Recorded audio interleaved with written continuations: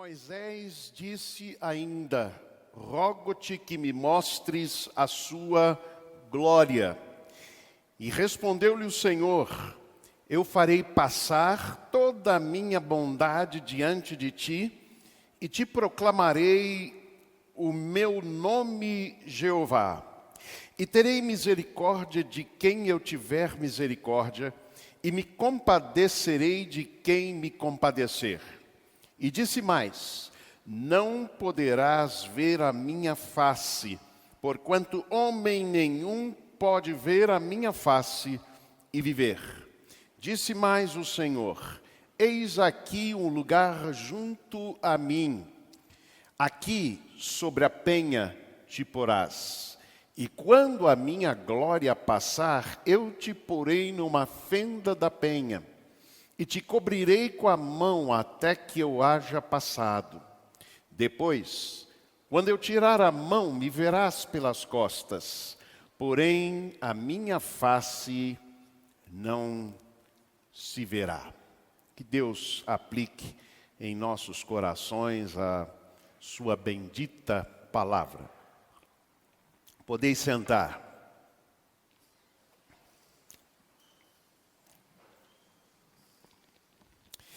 Alguns anos atrás, eu fui fazer uma visita no hospital, numa segunda-feira. O nome do senhor era Isimar, esposo de uma senhora da igreja. E ele ia fazer no dia seguinte, na terça-feira, uma cirurgia de ponte safena, e mais umas outras cirurgias. Seu estado era bastante preocupante. E eu fui então fazer aquela visita na segunda-feira e começamos a conversar. E comecei a falar sobre o amor de Deus e sobre o fato de que ele precisava se preparar para esses momentos graves da vida. Até que em um certo momento ele me disse: Deus sempre esteve comigo, pastor. Todos os momentos da minha vida, Deus sempre esteve comigo e estará novamente amanhã nessa cirurgia. E eu disse a ele: sim, Isemar, eu tenho a certeza de que Deus tem acompanhado a sua vida, mas a grande pergunta neste momento que eu quero lhe fazer é esta: e você? Você tem estado com Deus? Você tem caminhado com Deus? E eu observei que ele ficara em dúvida e comecei então a explanar aquilo que na época chamávamos o ponte da fé. E como chegar a esta experiência de fé transformadora. E naquela noite, naquele dia, naquela tarde, na verdade, seu Isimar fez a sua decisão, respondeu positivamente ao convite. No dia seguinte, ele foi à mesa de cirurgia, mas não suportou.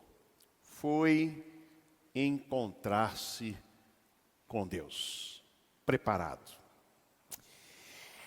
Vejam que Moisés, ao fazer este pedido, verso 18, rogo-te que me mostres a tua glória. E a construção no hebraico é muito interessante porque a expressão poderia ser assim traduzida: eu peço-te, por favor, que me causes ver a tua glória, que me faças ver a tua glória. Não era tanto que Deus se apresentasse, mas que ele, Moisés, tivesse esta experiência gloriosa de ver a face de Deus. Na semana passada nós meditamos nos versos até o verso 17, nos versículos anteriores, quando então pensamos sobre este caminhar de Deus com o seu povo, em situações de luta, de dificuldade e de desafios. Mas é interessante que após Moisés receber a palavra de ânimo de Deus, é o momento em que ele diz: se não fores conosco, não nos faças subir daqui. Após esta experiência, ou a resposta positiva a isto, ele então começa a ter este diálogo com Deus, sobre o qual queremos meditar nesta noite. Rogo-te que me mostres a tua glória. Eu aprendo algumas verdades com esse texto que eu quero partilhar com vocês. A primeira delas é esta: Moisés não se satisfazia, não se satisfez apenas com a companhia de Deus. Moisés queria mais. Moisés queria ver a glória de Deus. Vejam que há na Bíblia duas expressões muito comuns para a presença de Deus. Existe a expressão Shekinah. Esta palavra, ela não se encontra exatamente assim na Bíblia, mas Shakan, que é o verbo, e que se refere à habitação de Deus. Por exemplo, em Êxodo 40, verso 34, diz que a nuvem Shakan habitou ali na tenda da revelação.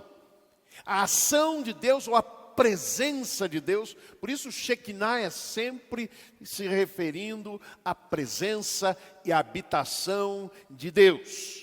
E era isso que Moisés pedia nos versos anteriores a este que estudamos. Ele pedia a Shekinah de Deus, a presença de Deus, o acompanhamento de Deus nos caminhos do seu povo. A outra expressão que aparece na Bíblia, esta com muito mais ênfase, é a expressão Kabod Yavé. Esta palavra significa a glória de Deus. Mas o que é a glória de Deus? O que significa esta expressão? A palavra em si significa peso, ou pesar, pelo verbo. E tem um significado ambivalente. Primeiro, como uma experiência negativa, por exemplo, uma carga pesada, uma peste pesada. Em Êxodo 9:3 se fala do peso da pestilência, da peste, uma peste gravíssima. É assim que o termo é traduzido do hebraico. Mas é muito mais presente a ideia da experiência positiva. Por exemplo, riqueza, se dá a ideia do peso da riqueza. Grandeza, como em Gênesis 59. Por exemplo, a rainha de Sabá foi visitar Salomão e viu toda a sua riqueza. Mas a Bíblia diz que ela foi com uma comitiva pesada. Isto é, grandiosa, esse é o sentido. Um grande exército, por exemplo, era descrito como pesado, nesse sentido de grandeza. Também por isso o termo passou a significar honra. A importância que alguém tem perante a própria sociedade. Por isso se pode usar a expressão, que também é muito comum no português: fulano de tal é uma pessoa de peso. Não se referindo aos quilos, mas se referindo à importância, à relevância, à gravidade e prestígio desta pessoa. O conceito, portanto, alude aqui à relevância, à presença gloriosa de Deus. E é isto que Moisés pedia: mostre-me a tua grandeza plena, mostra-me a tua glória brilhante e grandiosa. O apóstolo Paulo, escrevendo aos Coríntios, 2 Coríntios, capítulo 4, verso 17, ele usa essa expressão, ele diz: porque a nossa leve e momentânea tribulação produz para nós eterno peso de glória, acima de toda comparação. Ou seja, aquilo que nós experimentaremos como a expressão da glorificação. É este peso de glória que receberemos na eternidade. Em Gênesis 33:15, como mencionei anteriormente, Moisés diz: se tu mesmo não fores conosco, não nos faças subir daqui. Em outras palavras, cancela a nossa viagem se tu não fores conosco no caminho. Mas agora Moisés quer mais. Não apenas a companhia de Deus, mas ele quer conhecer esta gloriosa presença. E é muito importante quando nós nos perguntamos o que é que nos move. O que move a nossa vida? A glória do homem ou a glória de Deus? Esta grandeza enorme, porque, observem, com a Shekinah, a presença de Deus, nós aqui estamos em foco. É a nossa vida, né? Mas quando se fala da glória de Deus, é Deus quem está em foco. Observem, portanto, a diferença dos dois aspectos. Quando Moisés pede para que Deus o acompanhe, é para que eles fossem, digamos, glorificados com a presença de Deus. Mas o que agora Moisés quer é que a glória de Deus se manifeste, que seja conhecida, que ele viva a experiência da glória de Deus, ou Deus sendo glorificado na sua própria vida. Nós muitas vezes ficamos muito satisfeitos, às vezes com muito pouco. Às vezes, a nossa experiência com Deus se limita às orações antes das refeições, quando muito. E muitas vezes temos uma vida espiritual domingueira. Mas o que Moisés queria não era uma experiência assim instantânea. Ele queria experimentar a glória de Deus. Mais do que a companhia de Deus, mais do que Deus o acompanhando na jornada, ele queria ver a glória do Senhor. Ele queria uma experiência pessoal, diária, com este Deus grandioso e maravilhoso. Qual tem sido a sua experiência com Deus? Qual tem sido o seu desejo, a sua ambição? Qual tem sido a sua experiência? Você quer apenas que Deus o acompanhe em seus caminhos? Ou você quer ver a glória de Deus? Segundo aspecto que a experiência de Moisés me traz é isso. Deus disse não a Moisés, porque queria o melhor para Moisés. Isso é muito interessante nesse texto, porque isso revela também a glória de Deus. Lembram-se que eu disse que este peso de glória tinha um significado também como experiência muitas vezes negativa, ou muitas vezes não aquilo que esperamos. Pois bem, Moisés ouve de Deus a seguinte palavra, verso 20, e disse mais: não poderás ver a minha face, porquanto homem nenhum pode ver a minha face e viver.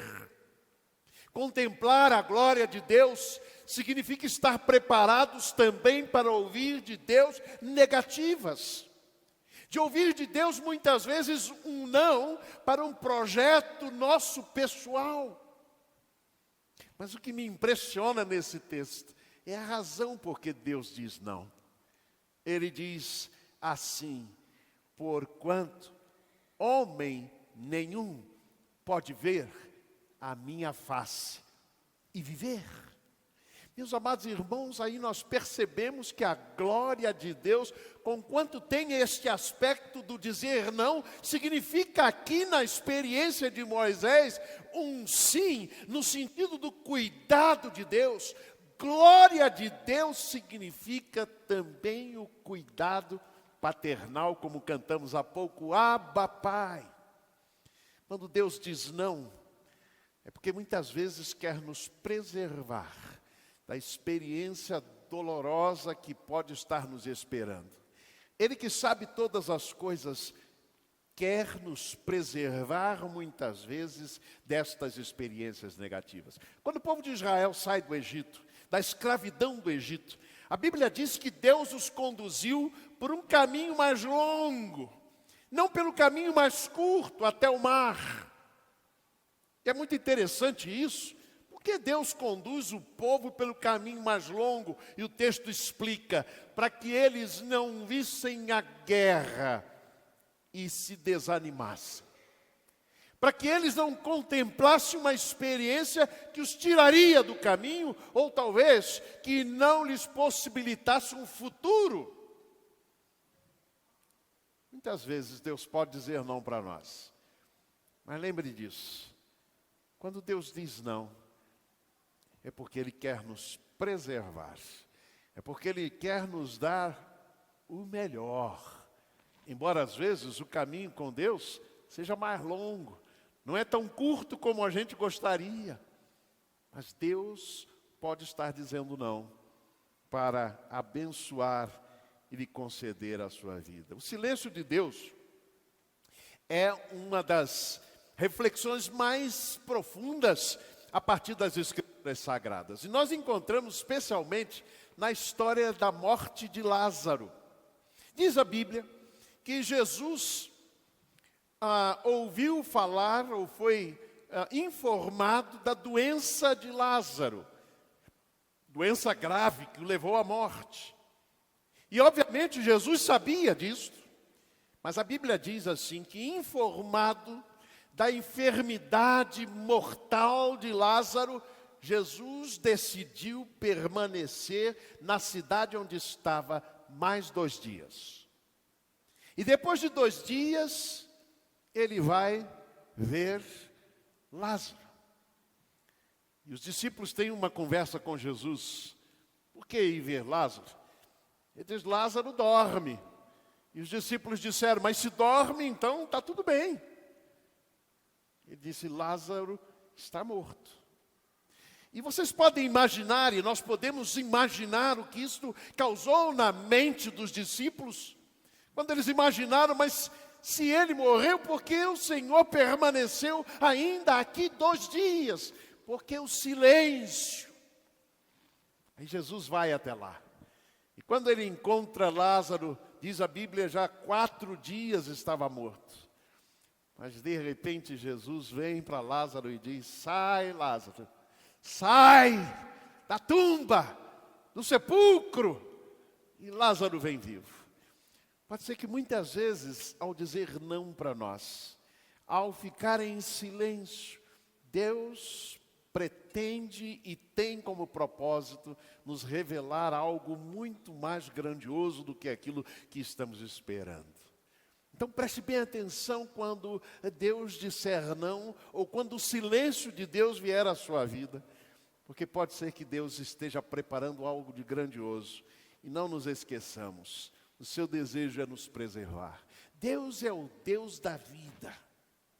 Há uma expressão no Salmo 116, verso 15, que a tradução não dá muito a ideia do que quer dizer ali originalmente. Algumas expressões ou algumas traduções dizem, preciosa é aos olhos do Senhor a morte dos seus servos. Preciosa. Mas a tradução melhor seria dizer, custa caro ao Senhor a morte dos seus santos, já que Ele livra o salmista da experiência da morte. Verso 8 deste salmo vai dizer exatamente isso. Amo ao Senhor porque Ele me livrou da morte. Deus é o Deus da vida. E por isso, quando Ele disser não para você, é porque Ele pode querer lhe dar vida e mais vida ainda abundante. Vale a pena confiar e esperar na glória de Deus. Terceiro aspecto que esse texto me traz é isto. É que a face de Deus é revelada na sua bondade, na sua misericórdia e na sua compaixão. Moisés diz, mostra-me a tua glória. E Deus diz, olha aqui, Moisés, diz o verso 19, eu farei passar toda a minha bondade diante de ti, e te proclamarei o meu nome, Jeová, e terei misericórdia de quem eu tiver misericórdia, e me compadecerei de quem me compadecer. É assim que você vai ver a minha glória, Moisés. É assim que você vai ver e contemplar a minha face. Você quer mais do que o meu acompanhamento? Pois bem, a minha face se vê na minha misericórdia, na minha bondade, na minha graça sobre a sua vida. Que coisa maravilhosa, irmãos.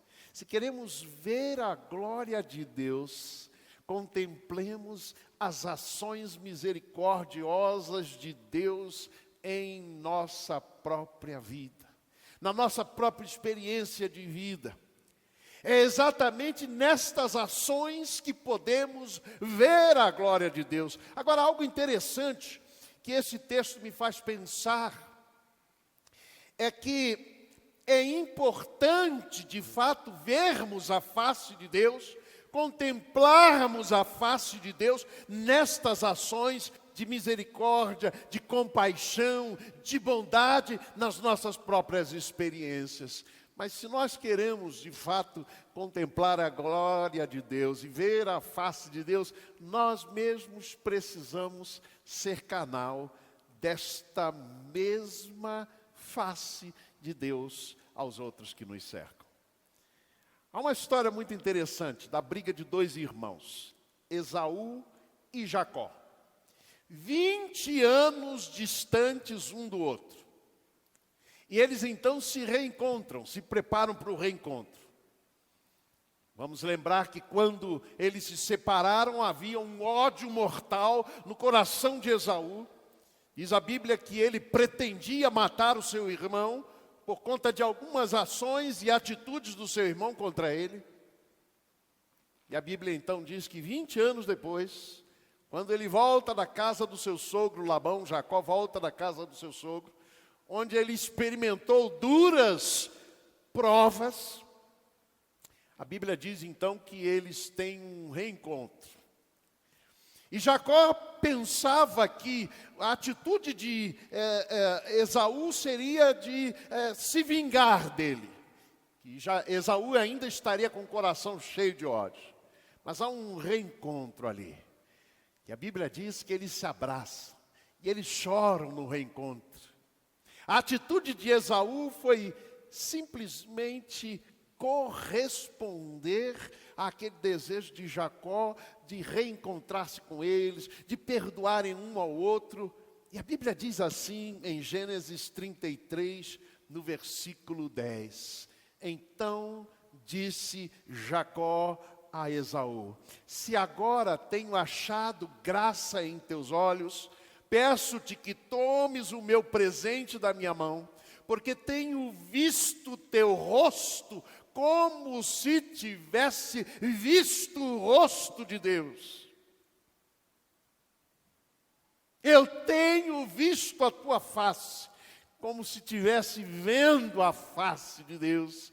Meus amados irmãos, se a face de Deus pode ser vista na misericórdia, na bondade, no cuidado dele conosco, a face de Deus é refletida em nós, quando nós nos dispomos a ser também canais desta mesma misericórdia com que fomos alcançados, desta mesma graça com que fomos alcançados.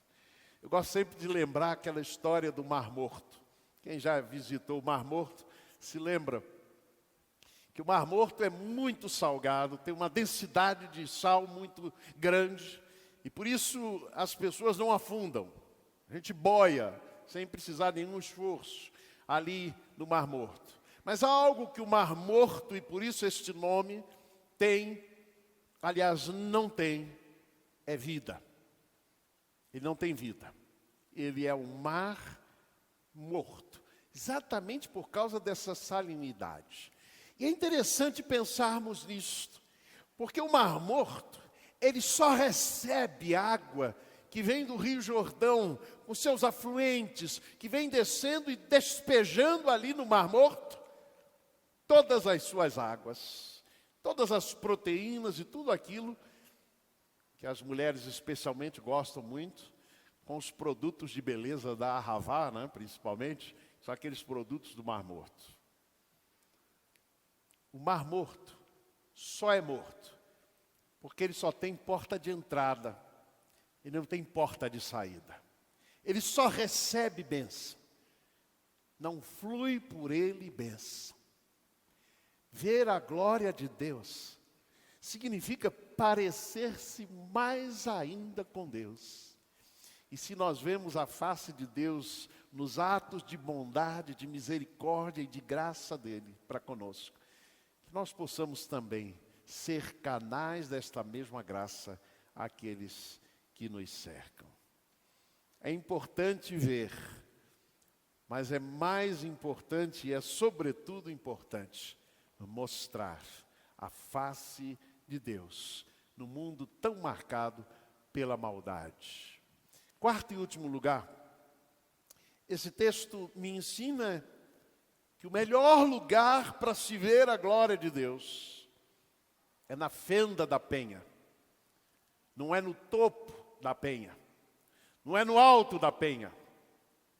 O texto diz assim no verso 21, disse mais o Senhor, eis aqui um lugar junto a mim, aqui sobre a penha te porás, e quando a minha glória passar, eu te porei numa fenda da penha, e te cobrirei com a mão até que eu haja passado. Depois, quando eu tirar a mão, me verás pelas costas, porém a minha face não se verá. No Antigo Testamento, a mentalidade, a visão é que o alto do monte, o pico do monte, era o lugar onde mais se via a glória de Deus, onde se tinha a experiência real de Deus. É por isso que o salmista diz, quem subirá ao teu monte santo? A ideia é que lá no alto, no mais alto do monte, se encontra com Deus. E eu creio que aqui há uma ação didática para com Deus. Você quer ver a minha glória? Você quer ver a minha face? Vem cá, te coloca aqui no pino, no alto do monte, do penhasco. E é isso que Moisés faz. E eu fico imaginando que no coração de Moisés ele está pensando, agora eu vou ver toda a glória de Deus. Mas aí Deus diz, aqui há uma fenda, há um buraco, eu vou te colocar ali, mas não se preocupe, na fenda, a minha mão vai estar sobre você. Irmãos, quantas experiências em nossa vida não podem ser caracterizadas assim? Como a fenda do penhasco, como o buraco onde estamos muitas vezes, onde passamos pelas experiências da dor, das perdas, do sofrimento. Mas a gente deve sempre lembrar que a mão de Deus está ali também. É isso que o salmista diz no Salmo 23. Ele vai dizer, o Senhor é o meu pastor, nada terei falta. Ainda que eu andasse pelo vale da senda da morte, ainda que eu andasse na fenda do penhasco, a tua mão me guiará, o teu cajado e a tua vara me consolam. Meus amados irmãos, é verdade que tanto no alto como na fenda, ambos os lugares estão junto a Deus. Mas a experiência da mão de Deus cobrindo É só na fenda. É só na fenda. Sobre a penha, nós estamos inclusive mais expostos. Mas a fenda da rocha, nós estamos protegidos e cobertos com a mão poderosa do Senhor. Eis aqui um lugar junto a mim. Shekinah ou Kabod? Presença de Deus ou a glória de Deus? O que é que você mais deseja? Alguns anos atrás, um pastor chamado Mauro Israel Moreira, ele foi pastor por 28 anos da primeira igreja batista em São Gonçalo. Servo de Deus, grande pregador, em que nós, quando o ouvíamos, ficávamos impressionados com a capacidade desse pastor de transmitir a palavra de Deus. E ele pegou um câncer, teve um câncer em abril de 2002. E Mauro Israel foi um dia à sua igreja, uma grande igreja, a primeira de São Gonçalo, muito grande, estava orando intensamente para que ele experimentasse a cura. E uma certa manhã, no culto, ele disse esta expressão para a sua igreja: meus irmãos, se eu for curado, vocês verão a glória de Deus. Mas se eu não for curado, eu verei a glória de Deus. O que mais você deseja? Apenas a companhia de Deus, dizendo: Senhor, vai comigo nos meus caminhos, eu vou aqui tomando minhas decisões, mas o Senhor vai me acompanhando. Você quer ver a glória de Deus manifesta na sua vida e na sua experiência de vida. A glória de Deus é maior do que a Shekinah do Senhor. Há um lugar junto a Deus, é a Shekinah, a presença. Mas há um lugar ainda mais junto a Deus, é a manifestação da glória de Deus. Efésios capítulo 1 nos traz uma expressão muito preciosa, no verso 12. Ele diz: para que nós fomos criados e regenerados em Cristo Jesus? Diz assim: com o fim de sermos para o louvor da sua glória, nós os que primeiro esperamos em Cristo. O objetivo maior da nossa vida não é tanto experimentar a Shekinah, mas é, sobretudo, experimentarmos e reproduzirmos a glória de Deus em nós. Que a nossa vida seja para o louvor da glória dele.